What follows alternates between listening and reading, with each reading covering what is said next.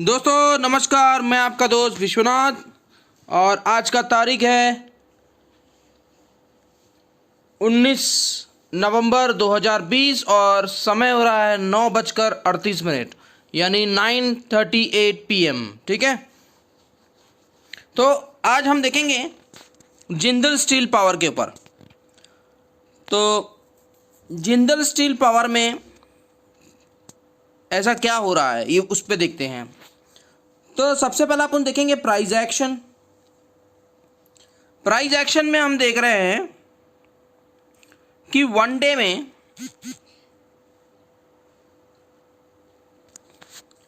Day में Jindal steel ने 2.43% का रिटर्न दिया है। अगर जिंदल स्टील जो है वो स्टील स्ट्रक्चर के रिलेटेड है, ठीक है, तो स्टील सेक्टर के रिलेटेड है। तो यहाँ पे सेक्टर वाइज अगर देखेंगे तो -0.76% है, जबकि जिंदल स्टील जो है वो 2.43% का रिटर्न दिया है।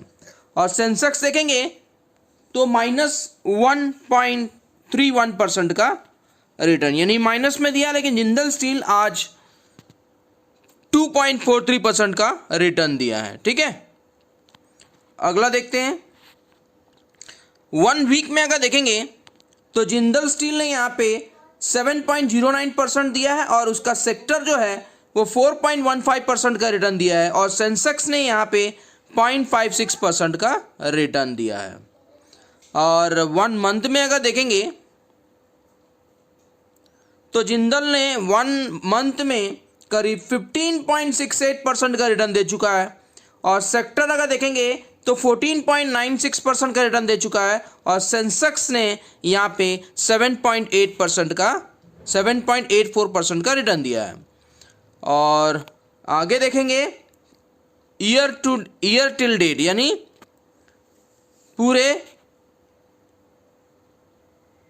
यानी अभी तक का, यानी नवंबर तक का। ठीक है, नवंबर तक का जो डेटा है वो बता रहा है कि जिंदल ने अभी तक 39.24% का रिटर्न दे चुका है। सेक्टर अगर देखेंगे, जो स्टील स्ट्रक्चर है, जो स्टील सेक्टर का जो है वो 18.05% का रिटर्न दे चुका है। और सेंसेक्स ने यहाँ पे 5.69% का रिटर्न दिया था।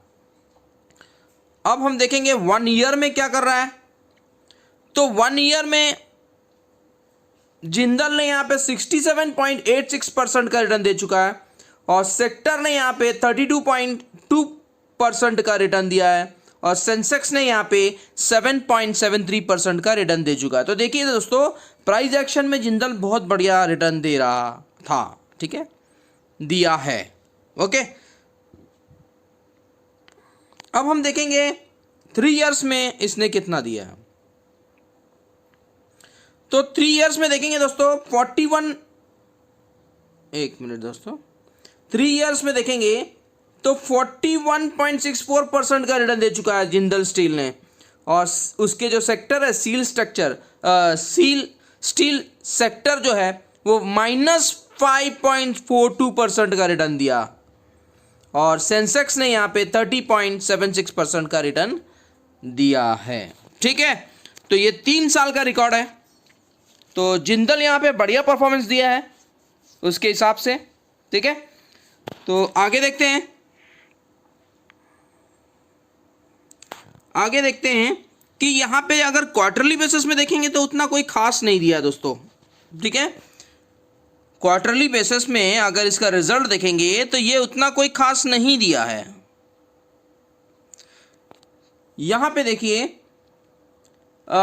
मैं डायरेक्ट आपको परसेंटेज के हिसाब से दिखाऊंगा। सितंबर 2020 में जो रिजल्ट आया था उसमें इसका जो नेट सेल्स था वो -3.11% था और इसका जो कंसोलिडेटेड नेट प्रॉफिट जो था वो -523.66% था। तो उसके हिसाब से अगर क्वार्टरली बेसिस में देखेंगे तो इसका रिजल्ट बहुत खराब आया था।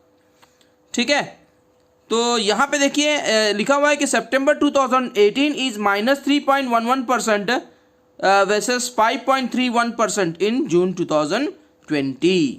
तो जून 2020 में ये करीब 5.31% का रिटर्न नेट जो क्वार्टर एंड क्वार्टर जो नेट सेल हुआ था उसमें उसने अच्छा रिटर्न दिया था, अच्छा सेल्स हुआ था। लेकिन सितंबर में ये -3.11% था है, ठीक है। अब देखेंगे कंसोलिडेटेड नेट प्रॉफिट जो था वो बढ़ गया है माइनस में। देखिए यहाँ पे जो जून 2020 में ये -54.92% था, वही ये बढ़कर ये माइनस हो गया दोस्तों 521.86%। मतलब इसका जो क्वार्टरली जो था वो बहुत खराब आया है दोस्तों, फिर भी जिंदल स्टील भाग रहा है, तो ये देखने वाली बात है। अब देखिए अगर हाफ ईयरली में भी अगर हम चेक करते हैं तो हाफ ईयरली में भी इतना कोई खास नहीं दिया दोस्तों। देखो नेट सेल्स जो है वो -3.35% का नेट सेल्स हुआ है, ठीक है, माइनस में हुआ है। जबकि कंसोलिडेटेड नेट प्रॉफिट जो है वो अच्छा हुआ है, यानी उसका जो नेट प्रॉफिट जो है कंसोलिडेटेड वो करीब 86.59% का कंसोलिडेटेड प्रॉफिट हुआ है, ठीक है। तो ये अगर देखेंगे इसके हिसाब से तो कंसोलिडेटेड नेट प्रॉफिट जो है वो अच्छा हुआ है, लेकिन नेट सेल्स उतने के उतने ही हैं, ठीक है, हाफ ईयरली बेसिस में अगर हम देखते हैं तो अगर पूरा मिला के देखा जाए तो इसका रिजल्ट उतना कोई खास नहीं है जिस तरह से ये भाग रहा है, ठीक है। अब यहाँ पे देखेंगे ये भी वही है, हाफ ईयरली वाला ही आपको अभी बताया था सेम। अब यहाँ पे देखेंगे अगर 1 ईयर अगर देखते हैं दोस्तों तो 1 ईयर में यहाँ पे देखेंगे इसका जो नेट सेल्स है वो -22.62% है और कंसोलिडेटेड जो है वो थोड़ा से परफॉर्म किया है, यानी कंसोलिडेटेड नेट प्रॉफिट जो है वो थोड़ा अच्छा परफॉर्म किया है, करीब 93.36% का प्रॉफिट है, ठीक है। तो ये इसका हम फंडामेंटल देख रहे हैं दोस्तों, ठीक है। अब यहाँ पे मेन स्ट्रक्चर पे आते हैं, होल्डिंग। तो ये मेन होता है दोस्तों, प्रोमोटर का जो होल्डिंग है वो फिलहाल थोड़ा से कम हुआ है, यानी नहीं के बराबर ही है, ठीक है। सितंबर में प्रमोटर का जो होल्डिंग है वो है 60.47। अगर 50 से ऊपर होता है तो बहुत अच्छा होता है, ठीक है। लेकिन यहाँ पे सबसे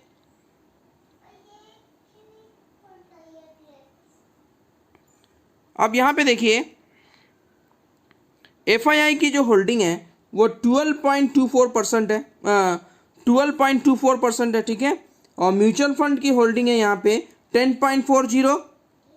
इंश्योरेंस कंपनी की जो होल्डिंग है वो 2.76 है। अदर DII की होल्डिंग है 5.56, ठीक है। तो ये शेयर होल्डिंग पैटर्न है दोस्तों, तो शेयर होल्डिंग पैटर्न भी ठीक है, कोई दिक्कत नहीं है, ओके। अब हम चलते हैं, तो मेन जो होता है शेयर होल्डिंग पैटर्न, तो प्रमोटर यहाँ पे दबा के माल रखे हैं, अभी उन लोगों ने अभी अपना माल को नहीं बेचा है।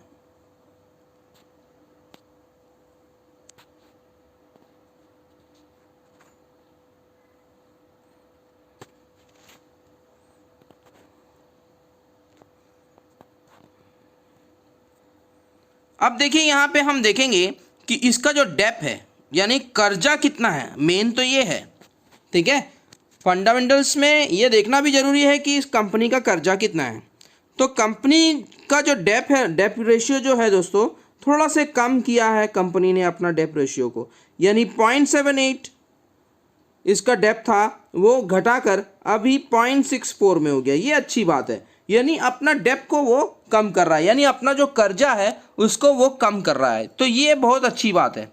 यानी जिंदल स्टील जो है वो अपना कर्जा को कम कर रहा है, ठीक है। अगर पीबीडी मार्जिन देखेंगे तो ये 21 से 22 हो चुका है दोस्तों, ठीक है। रिटर्न ऑन इक्विटी में देखेंगे तो ये माइनस में था दोस्तों, ठीक है, -1.16 था, जो अब जाके ये पॉजिटिव में आया है 2.60 पे, तो ये भी अच्छी डेटा है। और रिटर्न ऑन कैपिटल एम्प्लॉयड देखेंगे तो ये छोड़ दीजिए, ये इतना ज़रूरत नहीं है। तो मेन जो है वो डेप है, तो डेप को कम कर रहा है, ये बहुत अच्छी बात है दोस्तों, ठीक है।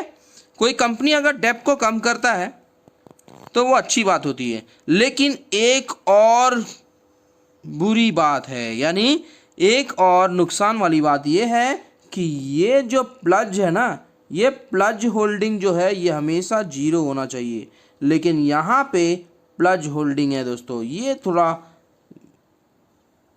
थोड़ा मतलब थोड़ा क्या बहुत ही है, क्योंकि ये 50% के ऊपर प्लज होल्डिंग है, तो ये नहीं होना चाहिए। प्लज होल्डिंग होने से क्या होता है कि स्टॉक में कभी प्लज होल्डिंग नहीं होनी चाहिए, उसकी होल्डिंग ज़ीरो होनी चाहिए, ठीक है।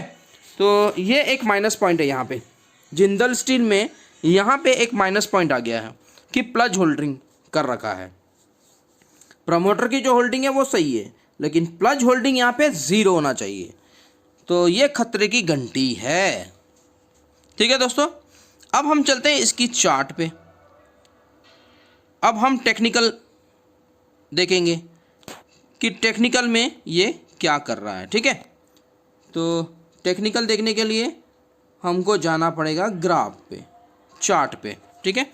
ये देखिए, ये चार्ट मैंने पहले से बना रखा है, तो इसको मैं यहाँ से हटा देता हूँ, ठीक है। इसको मैं यहाँ से हटा के फिर से आपके सामने बनाऊँगा। तो यहाँ पे चार्ट देखेंगे जिंदल स्टील का, ठीक है। ये देखिए, मैंने यहाँ पे ये ट्रेंड लाइन पकड़ा, ये ट्रेंड लाइन यहाँ से पकड़ा मैंने, देखिए।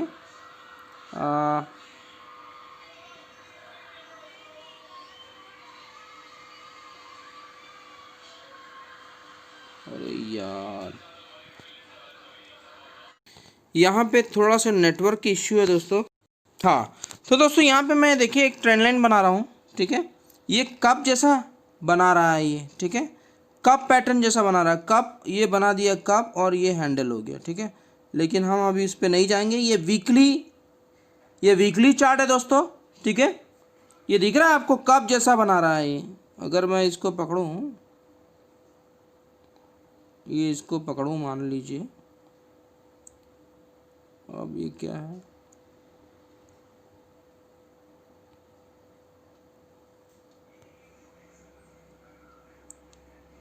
ऐसा करके अगर मैं कप बनाऊं,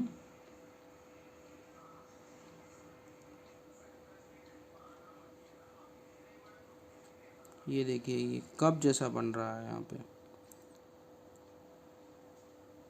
ऐसा घूम रहा है ना दोस्तों, तो इसका मतलब ये कप पैटर्न बना रहा है, ठीक है। ये कप और ये हैंडल हो गया। तो जब ये ब्रेकआउट देगा तो ये ज़बरदस्त ब्रेकआउट देगा दोस्तों। अभी देखते हैं, यहाँ पे ये कप बनाने में थोड़ा से टाइम लग सकता है। ये देखिए ये कप बना रहा है,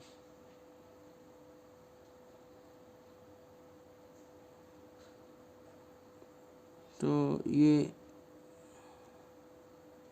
देखिए ये कप बन रहा है दोस्तों, ठीक है।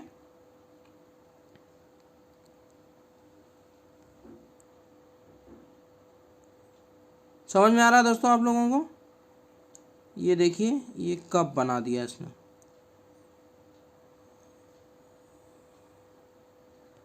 ठीक है। ये कप बन गया। देखिए मैं कैसे इसका ट्रेंड लाइन बना रहा हूँ।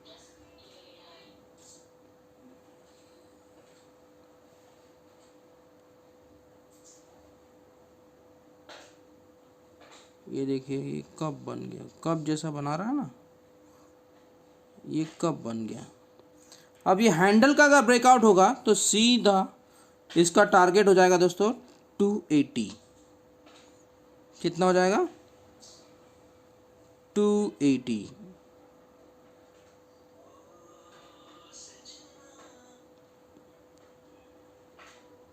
ये देखिए ये कप बना दिया ना। अब अगर इसका जो ब्रेकआउट है, देखिए यहाँ पे बता दो, यहाँ अगर हॉरिजॉन्टल लाइन खींचा मैंने, ये देखिए ये यहाँ पे से थोड़ा सा डार्क बनाना पड़ेगा, है ना। ये कप जैसा लग रहा है कि नहीं?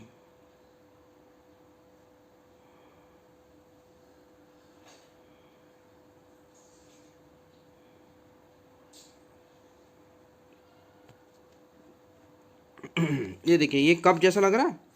अब अगर इसका ब्रेकआउट दिया दोस्तों तो ये ज़बरदस्त खतरनाक भागेगा।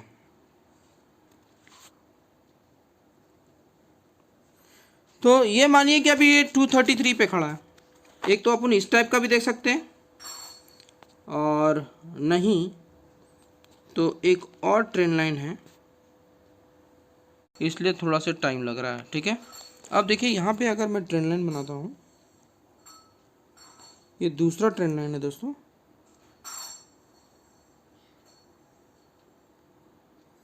अब ये पकड़ा मैंने यहाँ पे, और इसके इस लाइन पे रखा मैंने, और उसके बाद यहाँ से मैं इस लाइन को टच करता हूँ। ठीक है, ठीक है। तो ये देखिए अगर इसका ब्रेकआउट दिया दोस्तों, ओके, तो इसका जो नेक्स्ट टारगेट आ रहा है वो आ रहा है 300। ठीक है, कितना आ रहा है? इसका जो नेक्स्ट टारगेट आएगा वो डायरेक्ट 300 आएगा दोस्तों। तो हमको इस पे नज़र रखना है। और ये कप जैसा पैटर्न बना रहा है। एक तो पहला ये कप पैटर्न बना रहा है। अगर कप पैटर्न सक्सेस हुआ और उसको उस ट्रेंड लाइन को तोड़ा, तो कप पैटर्न का जो लाइन है अगर उसको क्रॉस किया तो फिर ये टारगेट ज़बरदस्त बनेगा दोस्तों। इसका जो टारगेट है वो आ रहा है 300 लेवल का। कितना? 300 लेवल का टारगेट आ रहा है। इसको अगर क्रॉस करेगा, जैसा मान लीजिए इसको अगर ये क्रॉस करता है तो ये ज़बरदस्त भागने के फिराक में रहेगा। ठीक है, तो ये स्टॉक अच्छी है, पर इसका जो परफॉर्मेंस है वो क्वार्टरली बेसिस में जो परफॉर्मेंस देना था वो उतना अच्छा नहीं दिया है। ठीक है, तो आप इसको ज़रा देखिए अपने हिसाब से, और डिस्क्लेमर जरूर देख लेना दोस्तों। मेरे बताए हुए व्यू के अनुसार अगर कोई भी स्टॉक आप बाई करते हो तो उसकी जिम्मेदारी आपकी होगी, मेरा या फिर मेरी चैनल की कोई जिम्मेदारी नहीं होगी। जो भी आपका प्रॉफिट होगा, लॉस होगा, वो आपकी खुद की जिम्मेदारी होगी। ठीक है, स्टडी पर्पज़ के लिए मैंने आपको बताया है कि जिंदल स्टील जिस हिसाब से इसका जो चार्ट बता रहा है वो बढ़िया है, लेकिन इसका जो रिज़ल्ट आया है वो थोड़ा सा ख़राब आया है दोस्तों। ठीक है, इसलिए मैंने आपको फंडामेंटल भी वहाँ बताया है। और दूसरी बात यह है कि अपना डेप को ये कम कर रहा है, तो ये अच्छी बात है।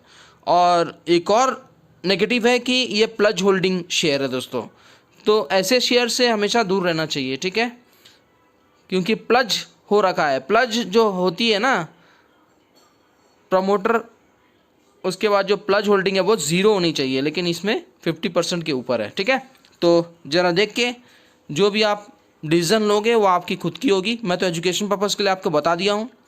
और वीडियो का अच्छा लगा तो लाइक का बटन जरूर दबा देना दोस्तों। जो पहली बार चैनल देख रहे हैं वो सब्सक्राइब कर दीजिए। और जिस किसी को भी ज़रूरत है, मैं डीमेट अकाउंट खोलना है, नीचे लिंक दिया हुआ है, क्लिक करके ओपन कर सकते हैं।